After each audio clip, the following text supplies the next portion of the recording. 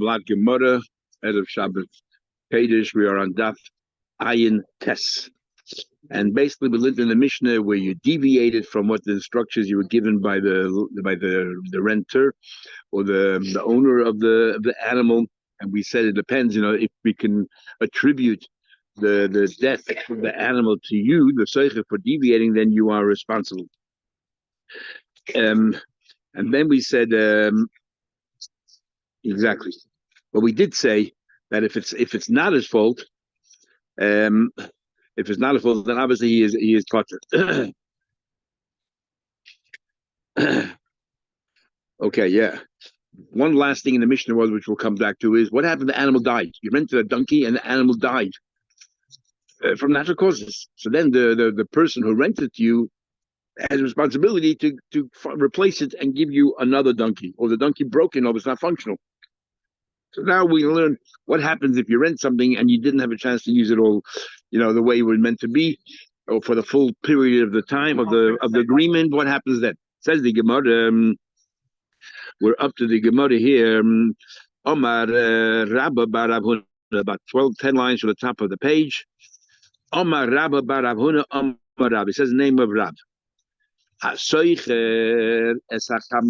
somebody hires a donkey to ride on it, you hired a donkey to ride from point A to point B. You didn't make it. You only went halfway. So you have to pay for the half the trip that you took. And you only have recriminations. What's pshat?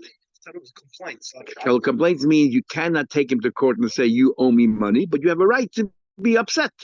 In other words, if sometimes you don't even have a right to be upset, it doesn't matter what your emotions are. You don't have a right to be upset because there's nothing wrong. Here, now we'll see in a second what's going on here. Says the Gemara, hey, let's analyze the case. What's going on here? What's going on here?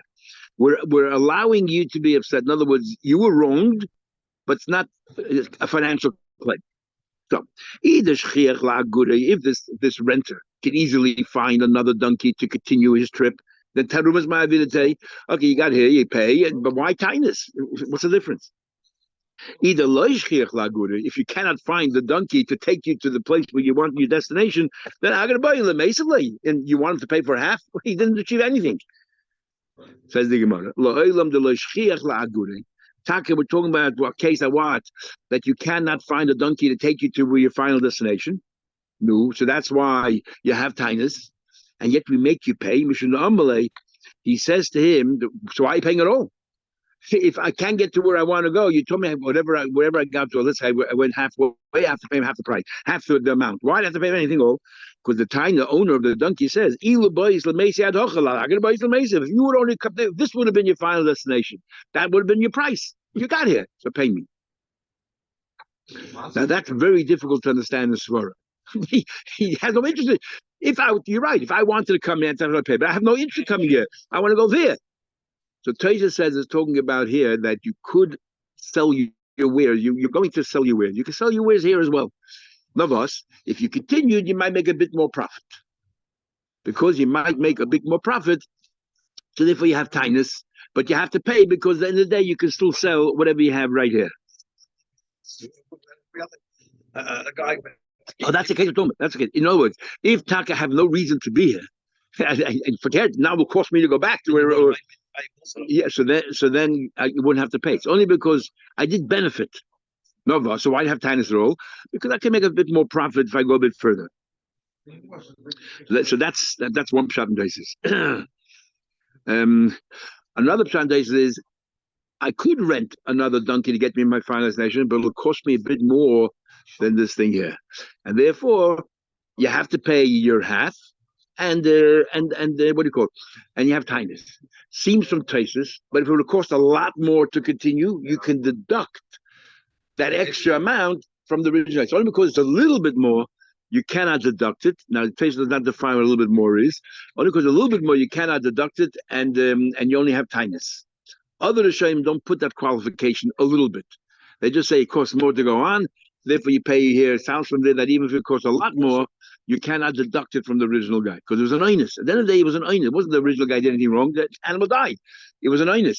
And remember, we had a rule before that if there's an einus, then who loses out? The poil. The worker loses out. But Taisa, in fact, so the other shame makes sense. I don't care how much more it costs you to move on. You have to pay for the benefit you had to go to here. I can't go any further. It was an einus. An einus is say to the pilim. We say mazal chagorim. No, it's your fault. The only time we say that the balabos has to carry the losses if it's an einus that he could have anticipated, and he didn't bother telling you. He should have told you. You know, there's a risk involved over there. You didn't tell him. That's the only time we blame or we say to the balabos, you have to shoulder responsibility. But if there's an einus that they both equally have, then the pilot would say, tough luck. I did what I had to do. It's within your reshus when it happened. So it's tough luck. So therefore, the other shayla makes sense. If you got here, and now, of course, you have a lot more to move on forward. So what? He got you here. An illness happened. You got to pay for what for he brought you here. Traces who qualifies that it has to be only because a little bit more needs a little bit of explanation. As if a lot more you can deduct from Balbus. Why should Balbus have to pay for it? But let's move on. Now the Gemara is not happy yet. There's possibilities here. Who can the masker somehow or another? Does he have a duty to replace? We're going to say it depends on how you worded the contract or how you worded the agreement. And that is, there's two ways of saying it. One way is sfina zu or sfina stam. One way is, yeah, I'll get you there. I'll get you there by boat. I didn't tell you which boat. So then the masker can tell us, I'm ready. I'll get you another boat. I'll take you there. If he said sfina zu, this boat, then the master can't continue with his agreement because his boat is gone. It collapsed, let's say, it capsized, whatever it is, or the animal, the donkey died. He can't move on. But if he said stam donkey, I'll get you another donkey. So the master kicked it in. The other one is yayin. When the guy says to them, I want to use, you have to tell the guy what are you doing, what you can use a donkey for. I want to transport wine. But there's two ways of saying it. Yayin zu, you show him all the barrels, this wine, or say yayin stam. I want to ferry across what do you call it? Wine stam. Because if it's yain stam, then the soichi can say, I'm ready to move on. I'm ready to continue. I have other wine. If it's yain zu, then the master can tell him, okay, bring me the yain zu and we'll talk about it. But there's no yain. It'll collapse. It broke or in the sea. Okay, so let's continue. Gemara says, now let's analyze what case are we talking about. Hey, Kidami. Gemara says, hey, stam. If the guy said, I'll give, okay, yeah, I'll take you there by donkey. But he didn't specify which one. What do you tell me that the masker can just walk away? The masker has a duty to the arrangement was get me another donkey. I'll take you there by donkey. So this donkey died, get me another donkey. Now it's clear in the Mishnah, by the way, that if the donkey dies, the masker has to give another donkey. But our Mishnah is talking about before you started the trip. It died before, we made an arrangement, and then I came to your house to pick up the donkey. The donkey was found to be dead in the barn. There, the Mishnah says, well, the masker has to find another one. Here we're talking about you already started your trip. It's now in the Sheikh's Rishus when this happened. So who's responsible now to make sure that it continues? So it says the Gemara, where are we? The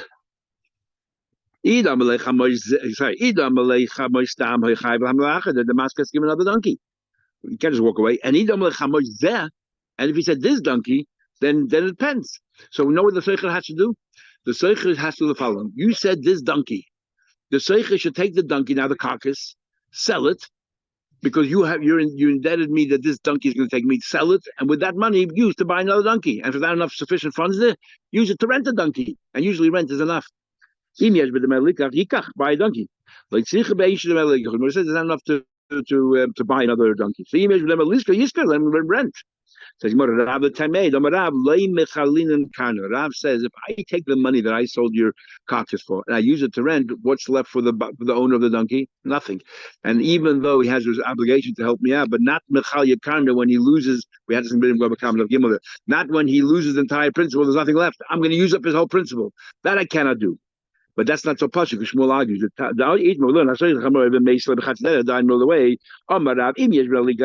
If he said, this donkey, so that means this donkey is now meshuvah to this seicher, right? He's indebted to the seicher. There's a lien on it. If there's enough money, there's sufficient funds to buy a donkey, yikach, and the owner doesn't lose out because he's getting a new donkey. Liskay, if there's insufficient funds to buy a donkey but sufficient funds to rent, then I'll use good. Actually, can't rent because I'll use up all the money. What's left for the owner? Nothing. And Shmuel says the opposite good. Even if there's sufficient funds to rent, yes, could rent. But my committee, what's the argument? I cannot you take it from the basket and make sure there's nothing left. And Shmuel says, yes, it is. But even Shmuel says it only when you have no choice. If there's a choice, an alternative, then you do the alternative. If you can buy, and so on. To make sure that's your question. So you're telling me, Rab holds that even in a case where Mechalin Khan is nothing left, we don't go ahead and do it. So that's the question. But first, you want to know why is this case different that we say we sell it? You said Chamar, I sell it, and with the funds I can buy another donkey. And according to Shmuel, we give him a rent. When the same case is by a house, I said, buy them, renting you, and then suddenly there was an earthquake, whatever. The house collapsed. He's now responsible to replace it. What's the difference? So Chase is here, so I'm going to show you an answer that in the case, because what do you normally do when a house collapses? You rebuild it. You can't rebuild a donkey. So a donkey, normally you sell the parts. So therefore, in the house, you can't say to the guy, okay, go sell all the parts of the house. No, you're going to put it together again and build a new house, so you have no right to. By saying by a donkey, what are you going to do with the dead carcass? You sell it. But some of the Rishonim say that by a donkey, even when it's dead, it's still a donkey. But a dead donkey. No. So therefore, you said you'll give me a donkey. So therefore, I still have a donkey. I can sell it. In the case of a house, the moment it collapses, it's no longer a house. It's boards, it's wood, it's a sink. Doesn't matter. But in the wording, the expression they use is Shmoy Olav. Still has its original name. Mashenke in the house, it no longer has the original name. No, I have planks of wood here. I have tiles. I don't have a house. The house is gone. Thinking about it further, to make another question. Okay, we talk about a mashkanta. Remember, we learned there's a mashkanta de suda. Mashkanta de suda is we made an arrangement. The lender, you take this property from me, and every year, let's say for 10 years, you're going to eat the produce, and it's a risk involved there because who said there will be produce, and 10 years the entire loan is covered, and after 10 years you give it back to the borrower. That's called a mashkanta de suda. That's how they did in Syria. It's not ribis because it's who said that there will be a profit. Maybe it'll be a bad crop this year. So because you take it, so therefore it's not like a fixed ribis or anything like that. You're advancing credit, basically. But I'm giving you a mashkin, and this is a payment. This is saying you can own this field, but after 10 years worth of. No, the other way around. The owner is a borrower. The borrower says to the lender, "Here, I'm giving you this property for 10 years, let's say, and after 10 years you give it right back to me. I owe you nothing." And every year you're getting 10% of the loan, and some years it'll do better than 10%. No. It's like a sale. During those 10 years, it belongs to the malva. So he gets to keep the produce. That's called mashkanta de suda. Then we have another mashkanta. It's called mashkanta de nechiyasa, which is that I give you a mashkin and we'll deduct every year a nominal amount. And then we said, ba'asa de loy masal kila. Remember, we had in some places the din was that a certain period of time you have no right, even if you have the money, you cannot send the guy away. So, Mesa, that's a question. What happens? I gave it to the Malva, but according to Rashi, Mashkanta the Surah, according to others, it's a Mashkanta, whatever. Won't go into all that. Yavish Elan, the trees that are producing the fruit dried up, so the Malva has nothing from it. I nicked it, or it got cut off. So what happens? What do you do with the logs, everything else? Shneim Asurim, but neither of them can go ahead and take the logs and use them for firewood. You can't do that. Why? Because what happens when you take the logs and you burn it in firewood? There's nothing left. It's kal yakana. Kate said, Yassis, what do?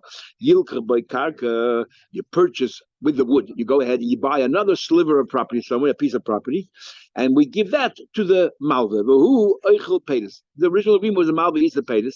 So what do you do with the tree? We can't use it up because using it up is kal yakana. So what you do is you sell the wood, and with the wood, the money, the proceeds, you buy a new property, and that new property, the yield goes to the malva like the original agreement. Now, over here, Kevin, you're buying a new property, but this property doesn't belong to the labor of the Malva. Really, it was sold by a third party.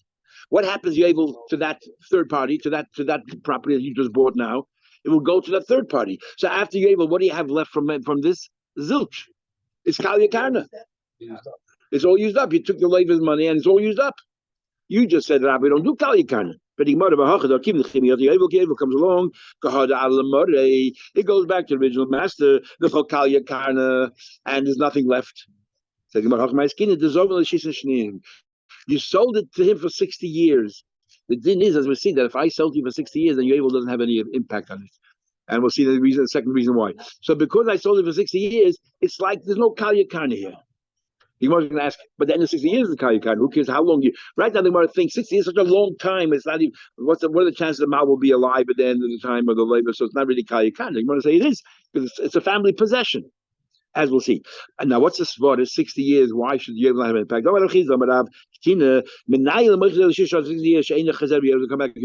says, what's the din of Yovel? Don't sell the land forevermore. So we dash. Misha ain't Sham Yovel Nitzmes says, if it wouldn't have been for Yovel, the sale would have been forever. Then Yovel kicks in and says, nope, you cannot sell forever. I'm going to take it away from you in the 50 years. Yes, Sham Yovel ain't Nitzmes because the Yovel it's not forever. So the Taylor says, I don't want you to sell the land forever. But in this case here, even if it wouldn't have been for Yovel, it's not forever. I sold you for 60 years. So therefore, not forever. Or whatever, yeah. As long as it's a fixed term. Says the Gemara, but at the end of the day, 60 years expire. Goes back to the Balbos. We call Kal Yakana. We're talking about a time when there was no Yovel at all. The second base of Migdash, we're going to have more Erich in the that if you don't have all the Shvatim sitting in the land, there's no Yovel. Now, the Rishonim ask a very interesting thing, a beautiful thing. Why don't we just say, we'll have a Makkah of Gimel, Machlek, Zav, Shmuel. Can you make it tonight that there should be no Shemitah? I'm lending you money. So we had a Machlek, if Tanoy Kaim or not Tanoy Kaim. We'll have it in the beginning of Makkah. What about Yovel? According to those who hold that you can make it tonight, there should be no Shemitah. Can you make it tonight? No Yovel. The fact that Gemara doesn't answer is talking about a case here. I sold you forever. What about Yovel? I made it tonight that comes Yovel, never go back. And with a simple answer. Then for even as man Yovel, there's a way of getting around it. No, that's more the answer. But why do you have to come to that? Say, even the times of Yovel, there's a way of circumnavigating it by making it tonight. So there's a Ritva in Gittin that explains beautifully. He says as follows. It's interesting. He says, what's the whole idea? You said you cannot make it tonight for Yovel. You can make it tonight for Shemitah, but you cannot make it tonight for Yovel. Why not? Why should it be different? So like this. Yovel is a whole different word. Shemitah, because Shemitah has to be Afkar, to the Malka has to be Hefker. The idea of Yovel is that the Eibishter wants you to remember that the soul does not belong to you. It belongs to me. And like the Rebbe says, the government has no right to give back a piece of land. It's not their land to give back. So how does the Eibishter show that? Come Yovel, you thought you sold it. You thought you're the Balabas. No, it isn't. And you make it tonight. You can't contract out of my ownership. I own Eretz Yisrael. So the Eibush will never allow you to contract out of this particular deal because you need to be reminded. And after you need to be reminded because you're trying to get out of it. So you tell you, who's the Balabas Eretz Yisrael? Me. So there's no Tanai by Yovel. That's why the Gemara here doesn't answer. And the basis for that is the Gemara right here. Why the Gemara answer simply? You made it tonight that Yovel shouldn't affect it, according to Shmuel, who holds that you could.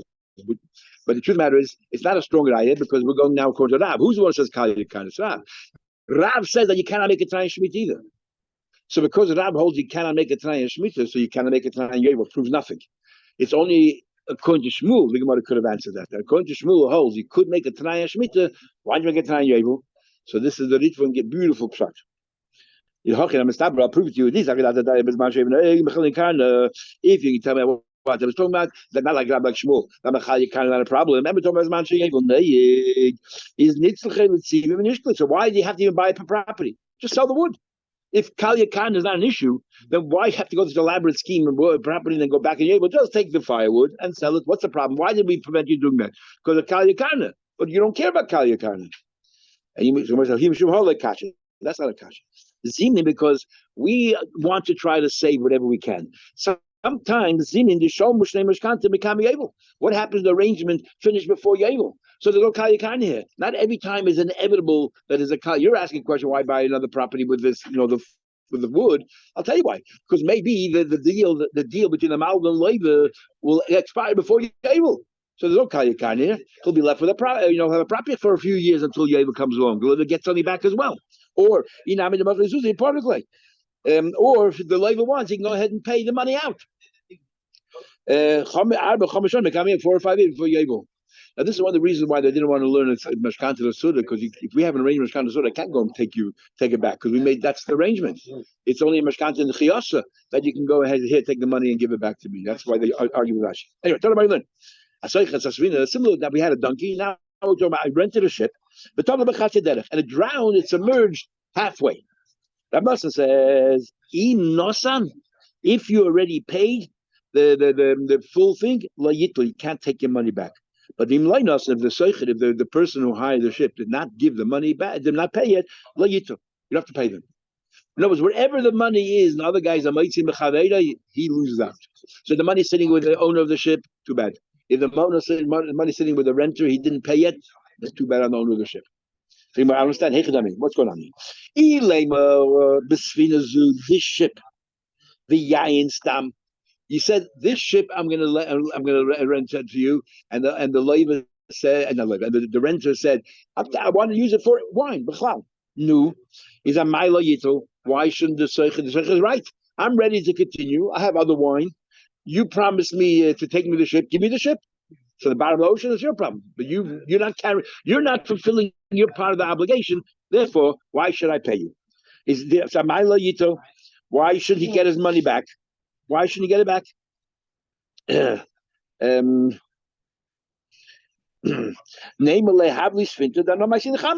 I'm ready. Give me the ship, and I'll continue moving on. And don't give me another ship, because the deal was Sfinazu, this ship.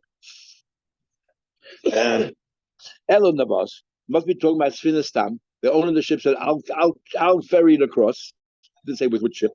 The Yainze and the renter said, "This wine." So the guy, the owner of the ship, says to him, "I'm ready to move on. Bring me the wine, but where is it? It's on the bottom of the ocean." If he didn't pay it, why shouldn't he pay? The owner of the ship says, "I'm ready to continue with the deal.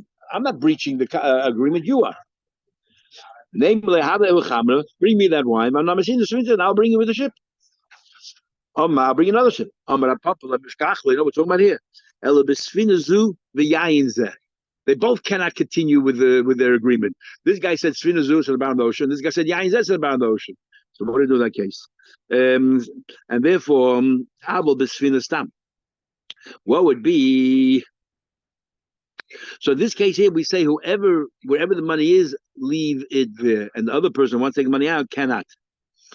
Abel Bisfinastam, the Yain Stam. What would be the case? This guy said, "I'll give you a ship." This person said, "I'll bring wine." Then what you do is you divide. It doesn't matter what happened; you have to divide equally because they both equally had an onus. Both had an onus. What we learned? Somebody hires a ship. The seichel. Right now, we think the pshat is that the seichel then in the middle decides, you know what? Forget it. I don't want to go all the way there. He took his goods out of the ship. He went halfway. He has to pay him for whatever the trip he got to this point here. The guy, the owner of the ship, has merely tightness to the side. He cannot force him to continue on. Now, what's going on? If the owner of the ship can find other people to come in and continue with the ship, Amai said to him, "Why have tightness at all? He got his money. He didn't lose anything out." If he cannot find anyone to go ahead and rent the ship to go on, then Kula are going to buy you shlumin. Then you hired me for 2 days trip, and I gave up other work, and you only went 1 day. You got to pay me for the next day as well. What do you mean only kindness? Ain't no about trumas. Talking about he could find someone else to continue the trip. No, so why have kindness? We should because the ship is sort of Machlek is actually caused damage to the ship, or the fact that you're loading and unloading a few extra times and everybody's walking on back and forth and trampling the ship, it weakens the boards, it weakens the whole, exactly, degrades the ship.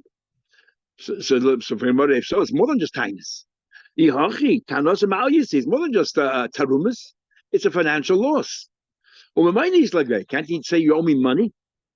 Elegmar says we learned wrong shot. You know what parka means? The parka is a very important Gemara and it has many major ramifications in halacha. In a minute. You know what parka means? The parka letoyaneh bigave. What does that mean? Parka letoyaneh bigave. Rashi says. Rashi learns shalgis.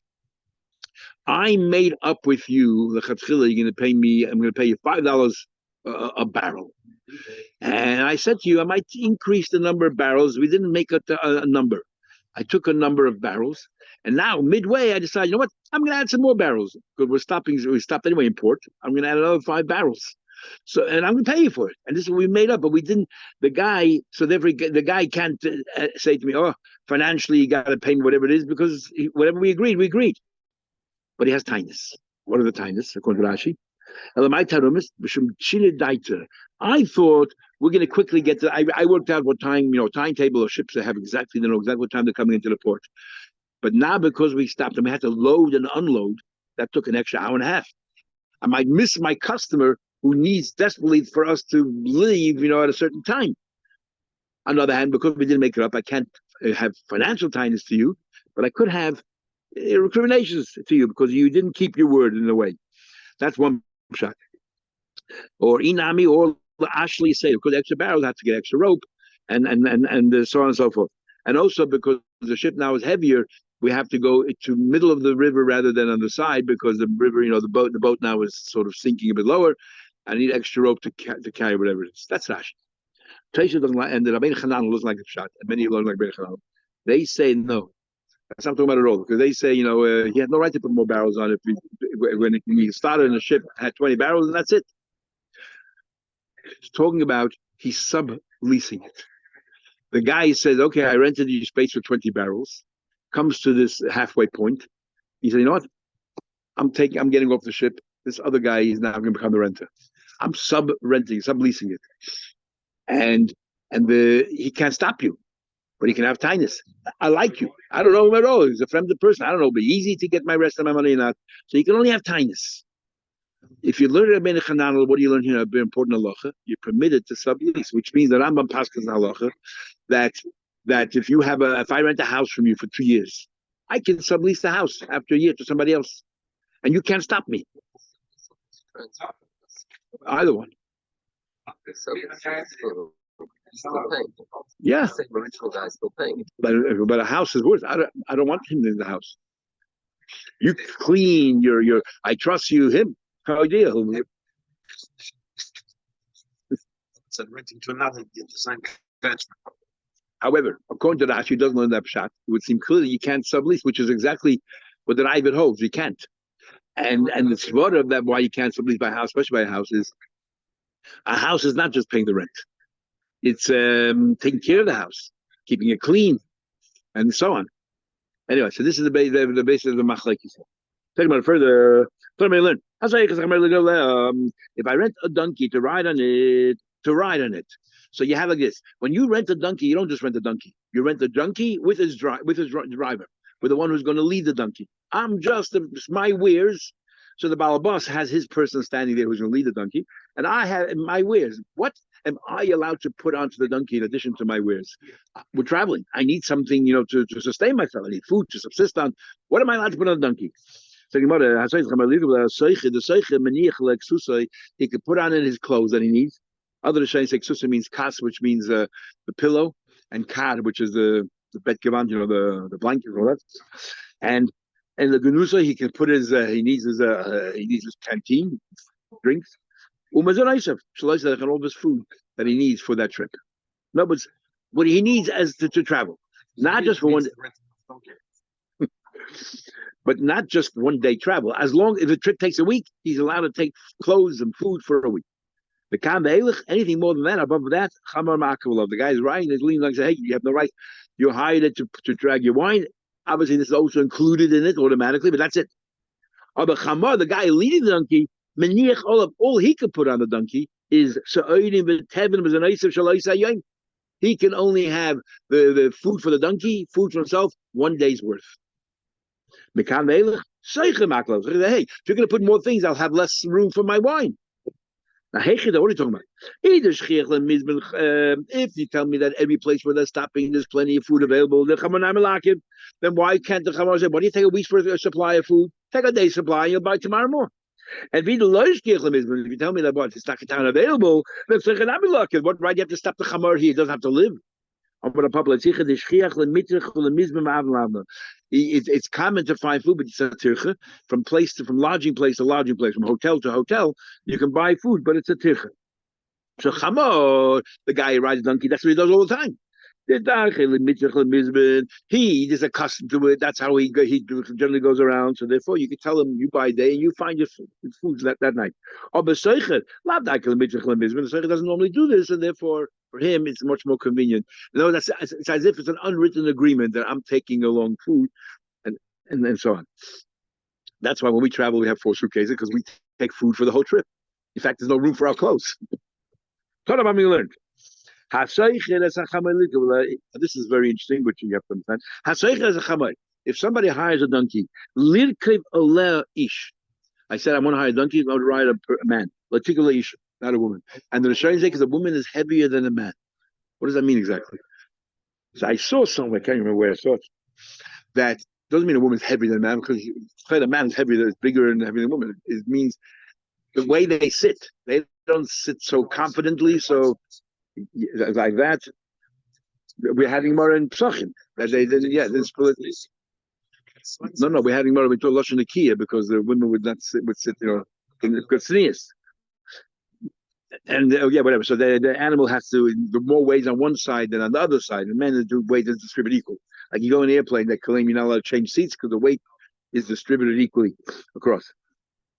Isha, woman, being big tana, older or younger, I feel him with betis, and even if she's pregnant, sorry, Isha, if you hire the donkey for a woman, you can have a man riding on it. The Isha woman, big tana, whether she's older or younger, I feel him with betis, even if she's pregnant, but I feel him manika, even if she's nursing. Now, any woman, if you didn't specify the woman, any woman can go. Now, a pregnant woman is heavier than an average woman. A woman with a baby has a baby to 2 people here, still all right. She's nursing the child, it's still all right. So we said, this is how Rashi learns. Other Shem argue. Madach, nursing mother, which has 2 people, to tell me that you're allowed to put them on the donkey, even though you just spell it out. Surely one woman, a pregnant woman who weighs less than that, should be Papa. But better is Vimnikam. Talking about a pregnant woman and she's nursing at the same time. So like 2 people. You're buying fish. We pay by the weight. If you see it has a big stomach, then you should don't pay by the weight because you can be overpaying. Because there's something, a baby inside, whatever, you're overpaying. When you buy, don't do it. Just take the gedera now, take the inners out before you go ahead and buy the fish. Other shames say they don't understand what's going on there. You need to be a Gemara to tell you that when you see a fat fish, you'll know you'll be paying more for weight. So they learn exactly the opposite. They say that a pregnant woman is heavier than a nursing mother. Why is that? Because we had Naftalik Dal and Shabbos. So when the woman she's no longer heavy to the baby is much lighter. But a pregnant woman, there's no longer Chai Noises Atzmai. In fact, there's no longer Chai Noises Atzmai. And therefore, that's what the Gemara is saying here. The other way around, the goes around. Even that a pregnant woman is heavier than the same thing about fish. You should know that if the fish is whatever, is big, it's heavier. However, other achrayim, it doesn't make sense because the din is if you have a very young child, if a child can't walk on their own, there's no Chai Noises Atzmai. Which I never understood. Yes, I was in Etzisrael years ago. I remember we were away Shabbos, and everybody's carrying outside. This is before there were Eidim in all the places, about 40 years ago. Carrying their little kids, babies to shul, and they tell me, Chai Noises Atzmai. Chai Noises Atzmai. 2 things. First of all, it's still Asma D'Rabbanan if there's no Eruv. But worse than that, the Gemara clearly says, and Shulchan Aruch, if the child cannot walk on its own, then there's no. It's like cuffs, it's like it's tied up. There's no Chai Noises Atzmai. So therefore, what's Shachin those are showing you? So they want to say, had a Merk Subas, there's an opinion that you can nurse a child up to 4 or 5 years old. So therefore, we're talking about a child who could walk on their own, and it's a big child, and yet it's lighter than a pregnant woman. Now you have to work that out. A 4-year-old child and a woman be lighter than a pregnant woman? Can't say it. Okay, maybe. But sorry? It's got this extra.